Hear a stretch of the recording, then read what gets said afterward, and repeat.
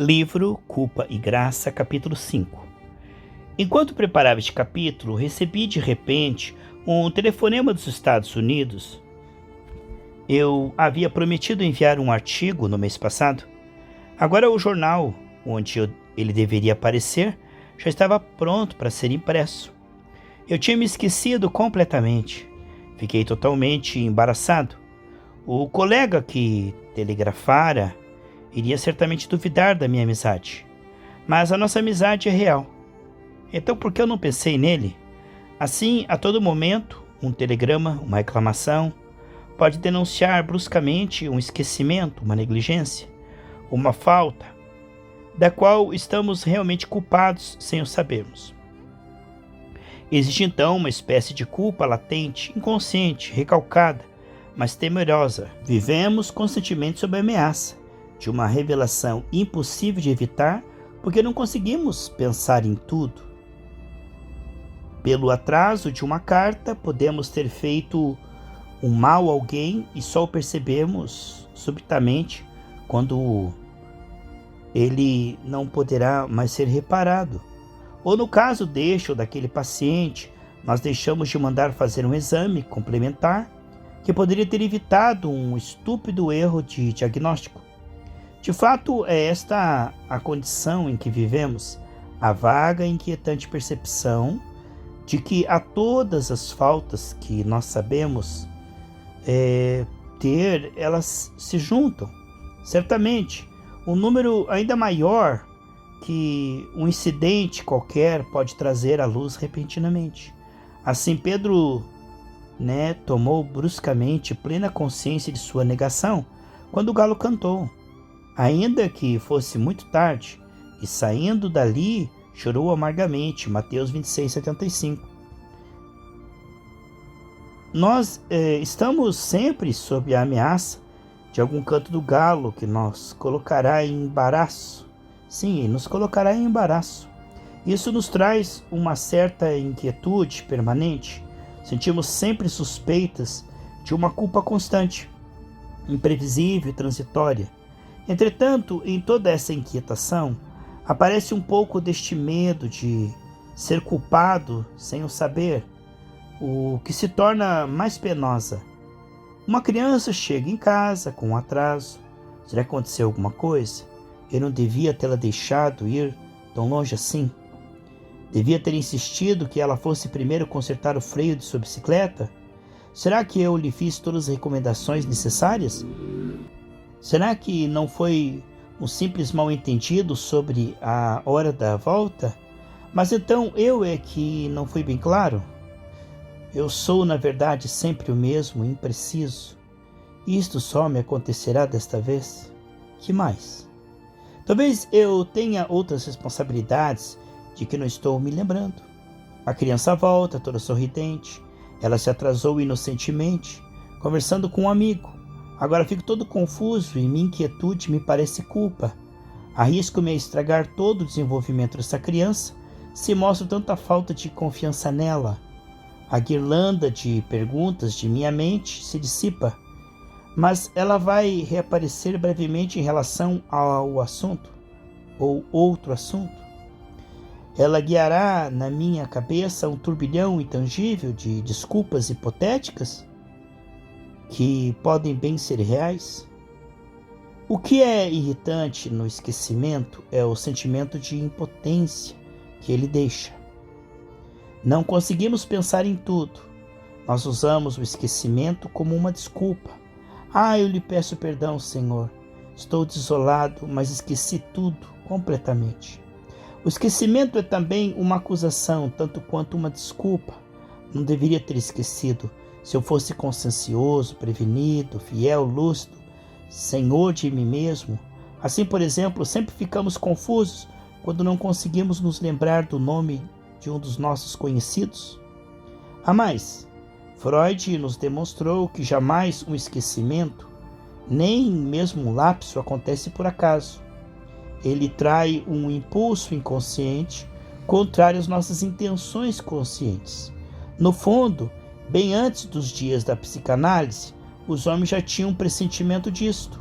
O esquecimento revela uma falta de acordo consigo mesmo, a existência de uma força interior dissimulada e ativa, que sabota nossa ação consciente, uma força que escapa à nossa vontade, que se esconde na sombra e nos ataca traiçoeiramente pelas costas. Assim, nós sentimos que, de alguma forma, a responsabilidade não é nossa. No entanto, somos culpados. Isso revela a outros e a nós mesmos que, no fundo, não somos o que parecemos ser. Nós falamos da nossa amizade por alguém e, de repente, o esquecimento de alguma coisa importante desmente a ela tudo o que dissemos e mostra uma hostilidade que nós gostaríamos de negar.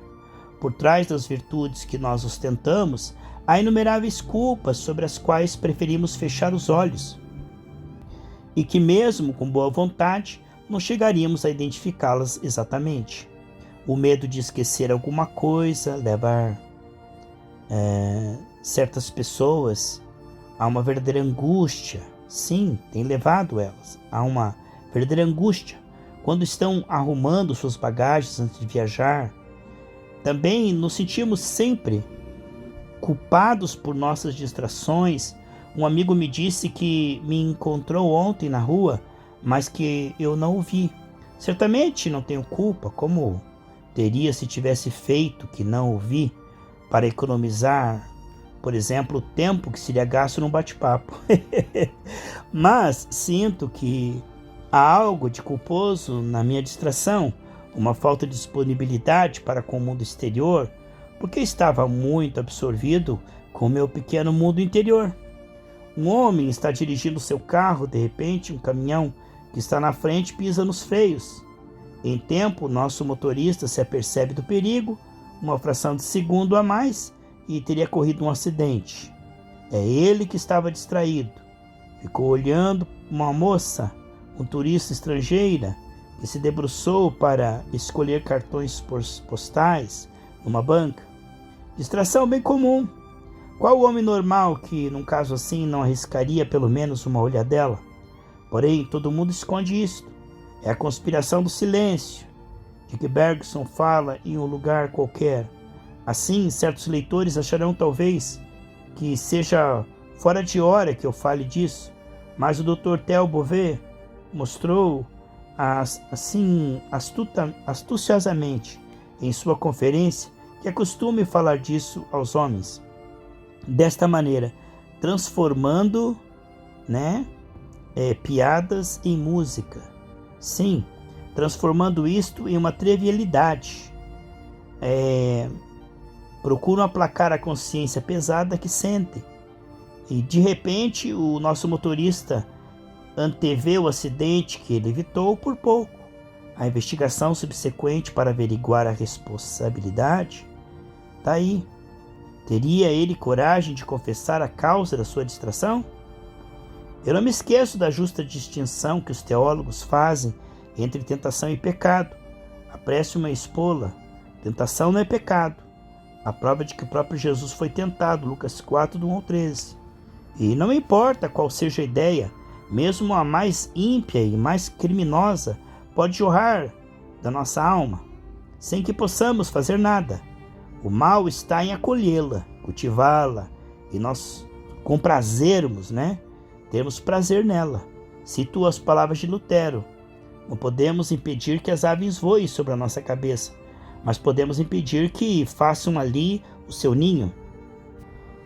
Onde fica exatamente a fronteira da complacência? A distinção é bem simples na teoria, mas bem insidiosa na vã prática. Todo o sermão da montanha, Mateus 5,7, derruba essas barreiras seguras que os homens esperam erguer entre o pensamento secreto e o ato, entre a falta planejada e a consumada. Eu não sei se os teólogos tiveram mais sucesso do que eu, pois eu, na minha parte, fico impressionado pela ineficácia de tais explicações para dar segurança a uma pessoa demasiadamente conscienciosa. De fato, a autoridade espiritual de um pastor sobre um arrependido pode, talvez, ser bastante grande para convencê-lo de que sua consciência pesada não tem muita base. Mas então, ele precisará retornar constantemente ao seu direito de consciência para lhe submeter suas sempre novas inquietudes. Um homem é confortado mais pela absolvição verbalizada de suas faltas reais do que por todas as explicações que se lhe possam dar para desculpá-lo de suas culpas fantasmas. Pode-se dizer a uma pessoa escrupulosa que a sua culpa é bem outra, que ela reside em uma recusa em aceitar a sua condição humana e as fraquezas que essas condições comportam. Mas é tudo em vão. Em sua ansiedade e na própria dificuldade que enfrenta, de se aceitar tal como é, a pessoa expressa uma preocupação da qual ninguém está inteiramente isento. Nós temos sede de uma resposta divina, não somente para tal e qual falta específica, da qual nós nos reconhecemos culpados, mas por nossa própria condição humana. Porque é bem claro o inexorável drama de nossa natureza que nos oprime, o fato de que o bem não teria sentido se não existisse o mal. Fidelidade sem tentação de infidelidade não é verdadeira fidelidade. Fé sem tentação de dúvida não é verdadeira fé. Pureza sem tentação de impureza não é verdadeira pureza. Invocar nossos complexos psicológicos não nos liberta jamais de nossa consciência pesada. As palavras parecem nos desculpar. Quem é que você queria? Eu tenho um complexo. Mas percebemos bem que este mecanismo secreto que desafia o nosso senhorio sobre nós mesmos contradiz a nossa pretensão à liberdade. É como um inimigo interior que nos humilha pelas derrotas que nos inflige. É a culpa da nossa escravidão. Mesmo a noção do complexo implica a existência, por trás dessas desculpas automáticas de nossa conduta, de outros problemas mais profundos e misteriosos. Significa que nós não temos coragem de nos examinar a fundo, que temos um certo medo de fazer em nós mesmos, através de um exame mais profundo, descobertas desagradáveis e pouco lisonjeiras. Temos sempre um pouco de vergonha de nossos complexos, mesmo quando sabemos que todo mundo os tem também. Quando inventou a palavra complexo, Jung não quis desculpar o homem. Jung somente deslocou-lhe a culpa, revelando ao homem que ele é menos livre do que se imaginava. Isso nos humilha, ao descobrirmos a que ponto permanecemos prisioneiros de sugestões recebidas de nossa infância, mesmo quando nosso espírito consciente as reconhecia já como erradas. A sexualidade pode ser perfeitamente compreendida como sendo divina e não diabólica, como é apresentada. Pode-se assumir com toda a alma e com todo o espírito uma visão mais saudável do amor sexual. Nem por isso chega-se a dar este amor aquela liberdade e plenitude que se desejaria. A pessoa não mais se acha culpada de possuir um instinto sexual, mas uma culpa mais sutil a atormenta, a de ser joguete de seus complexos, de inibições que ele não aprova, a culpa de se sentir tão contraditório em relação ao que pensa e na maneira como age. Pense, por exemplo, na culpa do homossexual. Já lhe disseram muitas vezes que a sociedade é culpada de fazer pesar sobre ele um desprezo imerecido, pois trata-se de um acidente no seu desenvolvimento psicológico, da qual ele não é responsável, como quando se quebra a perna ou fratura mal consolidada, deixa uma pseudo-artrose, ele continua com um sentimento de culpa persistente, mesmo tentando encobri-las, belas teorias platônicas. É culpável contrariar a ordem estabelecida da natureza. Vimos também em questões de tempo e de dinheiro. Quando ele fala aqui que o homossexual não é culpado pelo fato de ter tido traumas e estar assim, podemos ver, de acordo com a palavra de Deus, que isso é pecado e que Deus tem libertação para esses e todos os pecados, não só de perdão, mas de poder para renunciar. Amém, meus irmãos? Vimos também nas questões de tempo e de dinheiro, quando somos contraditórios em nós mesmos e quando isso nos humilha.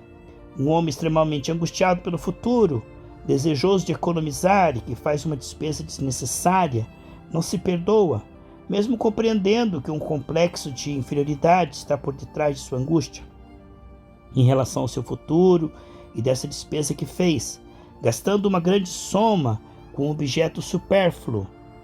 Ele está dando uma aparência de riqueza a si mesmo, compensando-se da sua inferioridade. Outro caso é o desbanjador, que discute a torto e a direito sobre uma conta mínima com uma mesquinhez que choca a si mesmo. Um homem que foi educado dentro da preocupação com a mais estreita economia. Sua esposa lhe pede dinheiro para uma despesa. Se recusa, fica com consciência pesada, porque julga ser a despesa legítima. E ele está em condição de atendê-la. Mas ele também tem a consciência pesada a se lidar por causa do condicionamento de sua educação, que lhe deixa freios tenazes. Um outro começou desde pequeno a comprar bombons para se consolar de não receber de seus pais a afeição, o carinho que necessitava. Agora, a despeito de todas as reprimendas e de todos os sábios conselhos de sua esposa, a despeito mesmo de todas as suas resoluções ou das piores ameaças dos seus credores, ele continua a fazer dívidas. Nossos complexos nos influenciam mesmo na leitura da Bíblia, quando nós procuramos nela inspiração para uma conduta mais livre e mais em harmonia com a vontade de Deus. É como no cinema em 3 dimensões, onde o espectador usa para obter uma visão estetoscópica óculos de 2 cores, de tal forma que cada olho só vê uma parte da imagem projetada. Assim, cada um de nós nos vê na Bíblia o correspondente às suas ideias preconcebidas e seus complexos. Está lendo a Bíblia, mas com essa ótica dos seus complexos. O esbanjador prontamente invocará a palavra de Eclesiastes: lança o teu pão sobre as águas, porque depois de muitos dias o acharás. Eclesiastes 11:1. Ou a história do maná, Êxodo 16, 13, 31, para não guardar para amanhã, que indica claramente que se Deus dá cada dia a seus filhos o que eles necessitam, e ele não lhes permite acumular reservas. Apelará ainda à resposta de Jesus e seus discípulos na casa de Simão o leproso, quando criticaram uma pobre mulher que, em seu grande rasgo de coração, derramou sobre ele um perfume de grande preço. Pois esse perfume podia ser vendido por muito dinheiro e dar-se aos pobres, diziam eles. Jesus voltou-se contra este bom raciocínio dos economistas e tomou defesa daquela que eles julgavam severamente. Mateus 26, do 6 ao 13. As pessoas de raciocínio lógico poderão invocar o livro de Provérbios: vai ter com a formiga, o preguiçoso, considera os seus caminhos e ser sábio. No estio, prepara o seu pão. Na cega, ajunta o seu mantimento. Provérbios 6, do 6 ao 8. Ou esta é a palavra de Jesus: pois qual de vós, pretendendo construir uma torre, não se assenta primeiro para calcular a despesa e verificar se tem os meios para concluir? Lucas 14, 28 ao 30. Ou ainda sua estranha parábola do administrador infiel: os filhos do mundo são mais hábeis na sua própria geração que os filhos da luz. Lucas 16, 1, 13. Ao enviar os seus discípulos em missão, Jesus lhe disse: sede, portanto, prudentes como as serpentes e simples como as pombas. Mateus 10, 16. Conforme o seu temperamento, há leitores que guardam somente a primeira dessas 2 recomendações, ou só a segunda, apesar de Jesus a ter colocado precisamente juntas. Nós nos arriscamos sempre a ser influenciados por nossas disposições psicológicas na nossa interpretação da Bíblia. Somos sinceros no desejo de nos conduzir por Deus se pretendemos permanecer os únicos intérpretes da sua vontade? Arriscamo-nos sempre a procurar as passagens que nos dão razão. E, portanto, temos tido a intuição que ela deve, sobretudo, nos libertar de nossas visões muito estreitas e de nossos automatismos psíquicos. O homem que é mais serpente do que pomba sente bem no fundo de si mesmo uma certa culpa de não ser pomba, de ser mais maligno, de haver apagado a sua candura natural. Mas o que é mais pomba do que serpente se sente também culpado, mesmo que não confesse, de não ser bastante serpente, de se oferecer muito tolamente à maldade dos outros. Complexos, fantasias secretas, tentações, sonhos vaidosos e inconfessáveis, todo mundo de impulsos mais ou menos conscientes, muitas vezes sem formas definidas, se desenvolve em nós. Este desafio a censura da nossa vontade e nós nos sentimos em confusão. E é um outro eu que vive em nós, que não podemos apagar e que tememos que seja descoberto, porque nós temos mesmo pensamentos horríveis e parece que não suportaríamos a vergonha se eles fossem revelados, precisamente porque os mantemos secretos. Cada um de nós acredita ser o único a tê-los e perguntamos-nos como é possível que desejos criminosos, imagens obscenas e covardia vergonhosa possam surgir em nossa alma. Isto pode se tornar nos doentes um verdadeiro delírio. Parece-lhes que todo mundo lê em sua alma. Eles creem perceber um desprezo acirrado no olhar de um desconhecido encontrado na rua e ficam persuadidos que é um agente da polícia secreta.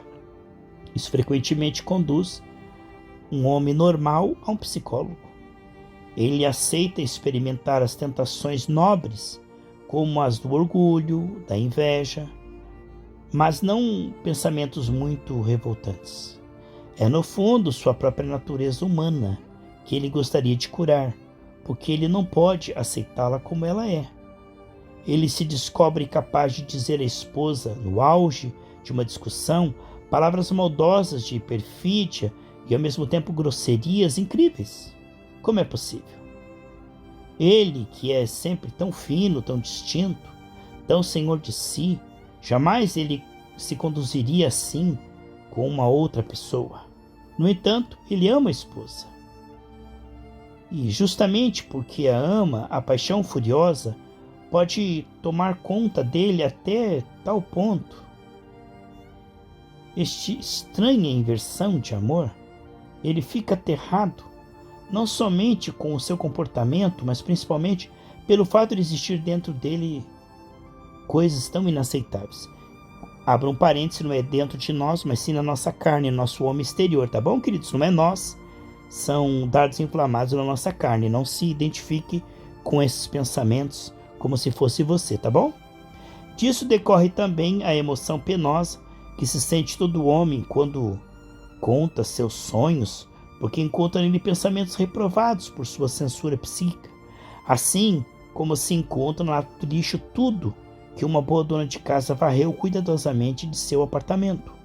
E quando uma pessoa nervosa ousa se abrir conosco sobre seus pensamentos obscuros que a torturam, nós reconhecemos nele as associações de ideias mais banais que se desenvolvem na alma de cada um de nós, sem que felizmente prestemos muita atenção a isso.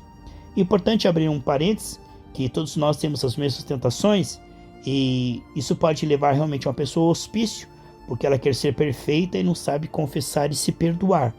Se ao mesmo tempo nós não somos responsáveis pela nossa carne, somos responsáveis em confessar e renunciar.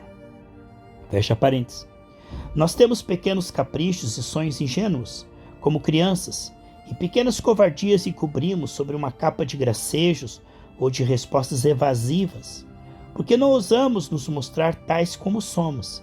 Assim como tememos os nossos sonhos, tememos também a Bíblia, porque mesmo que amemos muito a Bíblia, ela penetra ao nosso íntimo como um raio-x do nosso corpo, porque a palavra de Deus é viva e eficaz, mais cortante que qualquer espada de dois gumes, penetra até a ponto de dividir alma e espírito, juntas e medulas, e apta para discernir os pensamentos e propósitos do coração. Hebreus 4:12.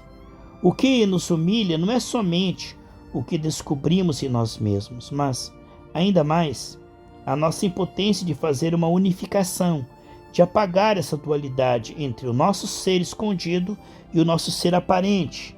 Nisto não existe uma culpa no sentido moralista do termo, mas no seu sentido existencialista. Uma culpa em relação a si mesmo, que todo homem sente confusamente, porque existe nele forças obscuras, impulsos, inibições que nem a sua vontade, nem a sua inteligência, nem a sua ciência podem dirigir. É também impressionante constatar que quando um homem confessa com viva emoção uma conduta culpada, acrescenta frequentemente logo a seguir: não sei como pude fazer isto. Ele fica estupefato com seu próprio comportamento, e este atordoamento sobre si próprio é revelador dessa dualidade tremenda que existe mesmo nos homens mais seguros de si. Eles sentem com certa confusão que a censura de sua própria conduta, que eles exercem uma fração de tempo depois, foi totalmente suspensa no momento em que cometeram esses atos. Fizeram-nos tão cega e repentinamente a ponto de não poder aceitá-los como seus atos. O tímido sempre se envergonha de sua timidez, porque essa timidez é mais forte que si mesmo e atrapalha suas relações com os outros, mais precisamente com aqueles que lhe são mais queridos. E o sentimento de vergonha agrava a timidez. A pessoa emotiva sempre tem vergonha de ter emoções tão evidentes, porque elas a agitam, precisamente no momento em que gostaria de estar calma, e esta vergonha agrava a sua emoção. O impulso sempre tem vergonha de sua impulsividade, porque ela o expõe a julgamentos injustos, e esta vergonha agrava a sua impulsividade. Uma moça veio consultar-me por causa da sua timidez. Ela me preocupou bastante, porque parecia esperar que eu a libertasse magicamente de seus problemas em uma só consulta. Arrisquei-me a lhe comunicar minhas observações recentes sobre este problema. Pareceu-me que, ao menos na grande maioria dos casos, a timidez seja uma vergonha transmissível. Quando uma vergonha social pesa sobre os pais, uma criança sensível pode percebê-la. Mesmo não a conhecendo, isso penetra nela e ela se torna tímida. Estas poucas palavras abriram imediatamente uma brecha para suas confidências.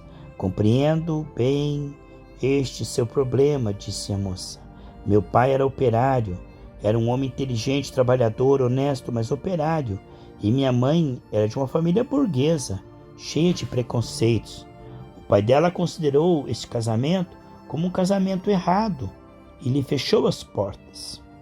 Minha mãe não o viu mais até que ele morreu. Eu mesma, acrescenta a moça, só compreendi pouco a pouco mais tarde este drama, quando me mostravam de longe este avô que se desviava por outra rua quando nos via para não nos encontrar. Este problema tão banal da timidez ilustra muito bem esse emaranhado de sentimentos falsos e verdadeiros, de culpas falsas e verdadeiras que nós temos e que estão ligadas umas às outras. O desprezo social e as mil sugestões que recebemos determinam essa timidez. Mas as pessoas tímidas não podem se rebelar contra tudo isto, precisamente porque sente que esta não é a verdadeira natureza sua e sente-se culpada em se mostrar diferente do que é. Deste mal todos sofremos, por mais espontaneamente que nós tentamos nos mover, por mais espontâneos que sejamos, sempre há um certo divórcio entre o nosso ser interior e o nosso ser aparente. Quanto mais aguçamos a nossa perspicácia interna e quanto mais fazemos progressos na nossa autoanálise psicológica, tanto mais ficaremos convencidos de uma falta de coerência íntima e mais sofremos com isto.